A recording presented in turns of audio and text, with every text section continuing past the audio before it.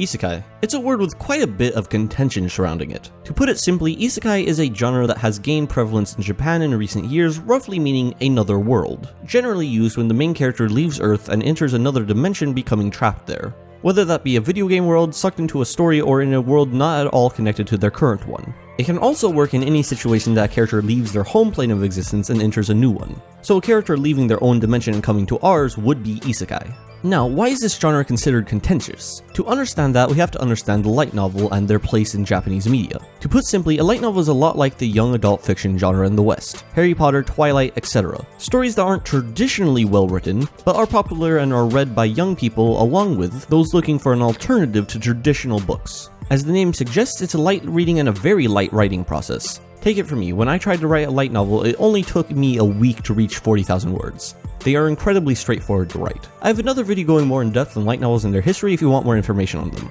So that brings us to Isekai's huge amount of success. With how well the Sword Art Online light novel series eventually did through its anime, games, and merchandising, along with the appeal of venturing into a whole new world, while still having characters that are relatable because of the fact they come from our world, and giving a good frame of reference to how we can react to this new landscape. Because of all those reasons, light novel writers started rapidly producing Isekai stories. So we have a plethora of light novels on this genre selling incredibly well. This of course leads to an influx of anime adaptations, and with that just came more success. A cycle formed until the point where the market became oversaturated with isekai stories. Every season there were a handful of new isekai stories of varying degrees of quality, but it eventually got to the point where even the competently put together ones were just treading over territory every other series had gone over before. That leads us to right now. Everyone with access to a writing program is putting together isekai stories, and studios are randomly making adaptations of them in order to make a quick buck. And at this point, everyone is a little sick of them. Now don't let that fool you into thinking everyone is bad. Mushoku Tensei, Jobless Reincarnation, Tales of Demons and Gods, Farming Life in Another World, and Different World Foundation, while all being varied in quality and tone, still stand out as some of the best from this genre.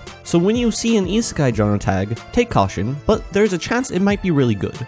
But more than likely it's gonna be garbage. Unless, of course, it's titled Icarus Reborn. Ha ha ha ha ha ha. Buy my book or die.